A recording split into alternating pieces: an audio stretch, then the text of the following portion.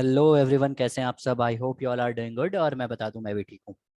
So how's the studies going on. चलो, कैसी चल रही है पढ़ाई आप लोगों की। मुझे लग रहा है कि अच्छी चल रही होगी। और अब तो एग्जाम्स आ गए हैं, तो और जोरों शोरों से तैयारी चल रही होगी।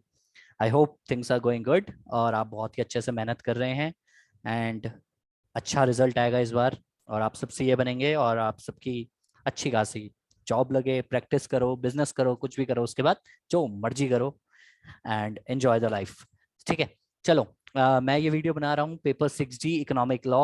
1.5 डेज में आपको कैसे पढ़ना है, किस तरीके से कवर करना है सिंपल वे में, और जिससे कि सब कुछ कवर हो जाए, कॉन्सेप्ट्स कवर हो जाए, क्वेश्चंस कवर हो जाए, केस लॉस कवर हो जाए, एवरीथिंग, सब कुछ कवर हो जाए। तो ये वीडियो आपके लिए बहुत हेल्पफुल होगी। एक इस वीडियो में आपको क्वेश्चंस जो है आपको पता चल जाएंगे कि कितनी केस स्टडीज करनी है, क्या केस स्टडी है, जस्ट देख के जाएं ना देख के जाएं, वो सारे क्वेश्चंस जो भी मेरे पास आ रहे हैं इतने दिनों से, उन सबको एक टोटल करके समराइज वे में मैं आपको बता रहा हूँ। ठीक है, सो लेट्स स्टार्ट विद कि आप SCMP का पेपर दे के आते हो। वैसे ही वो पेपर थोड़ा झटकेदार होता है, ज़्यादातर परेशानी देता है, वो झटका देता है काफ़ी। सो बहुत सिंपल है। आपको पेपर 6D जब भी आप करोगे इकोनॉमिक लॉ का, तो स्टार्ट करने से पहले मैं ये बोलूंगा कि डिपेंड कर रहा है कि आप रात को एक्टिवली पढ़ पाते हो या फिर मॉर्निंग में पढ़ते हो। इन केस अगर आप रात को पढ़ते हो तो भी आप इस तरीके से चल सकते हो जो मैं बताने जा रहा हूँ, और मॉर्निंग में अगर स्टार्ट करते हो तो भी आप उस तरीके से पढ़ सकते हो जो मैं आपको बताऊंगा। तो बहुत ही सिंपल है, क्योंकि जब भी आप एग्जाम दे के आते हो आपके ऊपर एक प्रेशर होता है। ठीक है, थकावट होती है, प्रेशर होता है, थकावट होती है। प्रेशर इस बात का होता है कि एक तो पेपर कैसा गया उसका लेके आते हो आप, अच्छा बुरा जो भी जाता है। उसके अलावा दूसरे सब्जेक्ट्स पढ़ने हैं, फिर से पढ़ना है, ये वो सब चलता रहता है दिमाग में। बट उसके साथ साथ आपको जो है बढ़ना होता है आगे, और हम सब बढ़ रहे हैं आगे ऐसे ही। ठीक है, तो देखो सिंपल है, मैं आपको बता देता हूँ कि आपको किस तरीके से चीज़ों को करना है। आपको सबसे पहले जब भी आप स्टार्ट करोगे तो आपको इजी चैप्टर उठाने की कोशिश करनी है, और मेरे हिसाब से इजी चैप्टर खत्म करने हैं जो आपको बहुत ही अच्छे से आते हैं। और ज़्यादातर जो चैप्टर हमेशा मैं बोलता हूँ वो ये बोलता हूँ कि PMLA करो। ठीक है, दूसरा आपका PBTA करो, दैट इज प्रोहिबिशन ऑफ बेनामी ट्रांजैक्शन एक्ट 1988 करो। ये दो चैप्टर कम से कम आपको करने हैं। उसके बाद अगर आपको लगता है आप पढ़ सकते हो, तो मेरे ख्याल से आपको सरफाइसी करना चाहिए। सरफाइसी इसलिए करना चाहिए क्योंकि एक तो ये पेपर 4 में है, और मेरे हिसाब से मुश्किल चैप्टर नहीं है, बहुत ही आसान चैप्टर है। इसकी वीडियो मैंने डाली हुई है। बहुत ही आसान चैप्टर है। एक स्टोरी लाइन है कि स्टोरी वाइज चल रहा है ये चैप्टर, इस तरीके से है, तो बिल्कुल ही आसान है। मेरे हिसाब से ये मुश्किल नहीं है। तो आप अगर ये 3 चैप्टर कर लेते हो तो मोर और लेस आपका कॉन्फिडेंस बहुत ही अबव लिमिट हो जाता है। तो ये तो उन लोगों की बात हो गई जो जिनको एनर्जी रहती है, जो पढ़ते हैं रात को आके। बट अगर कुछ बच्चे ऐसे होते हैं जिनका मन होता है लेकिन नहीं पढ़ने का, मतलब एक पढ़ने का मन होता है बट ऐसा होता है कि मेरे पे इतनी एनर्जी नहीं है कि मैं अच्छे से पढ़ूं, इस टाइप के भी होते हैं मेरे जैसे लोग कुछ। ठीक है, तो मैं ऐसा ही था। तो मैं क्या करता था, या मैं क्या बोलूंगा आपको करना चाहिए, आप मेरी वीडियो सुन लो, या किसी भी ऐसे टीचर की जिसने भी पेपर 6D की रिवीजन वीडियोस डाली हैं उनके सुन लो, जिसको भी आप फॉलो करते आ रहे हो। ठीक है, उनकी वीडियो सुन लो, उनको सुन लो। इससे क्या होगा, आपके एक मन में एक बात रह जाएगी कि मैंने कुछ कवर कर लिया है, कुछ मेरे दिमाग में फिर से रिकॉल होने लग गया है। ठीक है, और कल सुबह उठ के अर्ली मॉर्निंग जब आप उठते हो, जल्दी उठते हो, तो आप दोबारा से इनको फटाफट से गो थ्रू कर लो इन 3 चैप्टर्स को। तो मोर और लेस मेरे हिसाब से पामला, सरफाइसी और PBTA, ये तीनों चैप्टर आपके हो जाने चाहिए। और अगर आप रात को पढ़ते हो तो रात को, अगर मॉर्निंग में पढ़ते हो तो अर्ली मॉर्निंग में, क्योंकि आपका टाइम नहीं लेंगे। इसके बाद हमारे पास आता है असली चैप्टर, जो हमारे अच्छे खासे चैप्टर्स हैं। तो मैं आपको बता दूं, एक आपको कॉम्पिटिशन एक्ट पढ़ना चाहिए। उसके बाद कॉम्पिटिशन एक्ट एक अच्छा चैप्टर है, बहुत ही अच्छा चैप्टर है, लेकिन उतना बड़ा नहीं है as comparison to other chapters. Competition act पढ़ लो, फिर रेरा पढ़ लो। उसके बाद हम क्या पढ़ेंगे, उसके बाद हम IBC पढ़ेंगे और फेमा पढ़ेंगे। IBC और फेमा एक ऐसे चैप्टर्स हैं जो आपको थोड़ा सा तंग करते हैं, यूजुअली बच्चों को ज्यादा परेशान करते हैं। तो IBC का मैं ये देख रहा हूँ कि बहुत ज्यादा एनलार्ज कर दिया गया है, बहुत बड़ा कर दिया गया है। तो मैं ये कहूंगा कि फेमा को निपटा लेना, उसके बाद IBC पे चले जाना। क्यों? क्योंकि IBC ऑलरेडी बड़ा है, लास्ट में करके जाना, लास्ट में पढ़ के जाना बहुत ज्यादा हेल्पफुल रहेगा। देखो, जो भी मैं बता रहा हूँ कि पहले चैप्टर ये करो, दूसरे चैप्टर करो, ये सिर्फ मैं उस वे में बता रहा हूँ जो आपके लिए प्रोडक्टिव हो सकता है। ठीक है, जो कंफ्यूज है उनके लिए, जिनको क्लियर है कि मुझे ये चैप्टर पढ़ना है तो उनके लिए इजी है।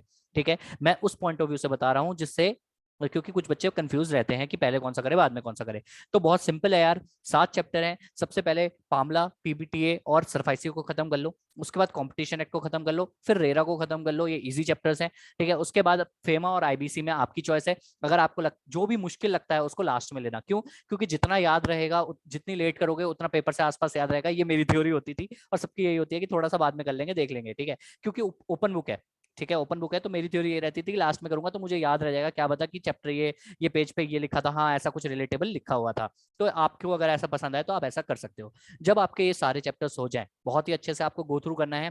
एक एक वर्ड नहीं पढ़ना, ऑब्वियसली पेपर से एक दिन पहले मेरी वीडियोस की हेल्प ले सकते हो फटाफट से रिकॉल करने के लिए। पेजेस टर्न आउट कर सकते हो, मतलब जो भी है उसको पेज पलट के देख लिया, फटाफट से ऊपर से सेक्शंस को गो थ्रू कर लिया, हिंदी में देख लिया, ठीक है। चार्ट्स हैं आपके पास, खुद से बनाए हुए चार्ट्स, टीचर्स के बनाए हुए चार्ट्स होते हैं तो अच्छी बात है, बट मेरे हिसाब से मैं हमेशा ये मानता हूँ, चाहे टीचर आपको कितने भी चार्ट दे, आपके अपने हाथ से बने हुए चार्ट्स होने चाहिए, अपने हाथ से बनी हुई जो है मतलब समरी होनी चाहिए, हिंदी में आपका लिखा होना चाहिए यार, या इंग्लिश में सिंपल लैंग्वेज में लिखा होना चाहिए लॉ को। तभी तो मजा है, तभी तो है कि मुझे इसको मीनिंग पता है, इसकी स्टोरी पता है, इस सेक्शन की, इस चैप्टर की, तभी तो मजा आता है थ्योरी को पढ़ने में। तो यही है, मैं आपको यही बताना चाहता हूँ कि इस तरीके से आप उसको गो थ्रू करोगे, फटाफट से देखने के बाद जब भी आपका सारा हो जाएगा तो आप केस स्टडी डाइजेस्ट की तरफ बढ़ोगे। अब तक आपने जितनी भी केस स्टडी डाइजेस्ट करी है सिर्फ उन्हीं को देखना, नए केस स्टडी डाइजेस्ट देखने मत बैठना, क्योंकि उसके अंदर टाइम जाएगा। अगर किसी की वीडियोस हैं और आपको को लगता है कि कोई केस स्टडी डाइजेस्ट आपके दोस्त ने बोल दिया बहुत इंपॉर्टेंट है और किसी टीचर ने उसकी वीडियो डाली हुई है, या बहुत ज्यादा ही आपको आफत आ रही है, तभी उसको देखना,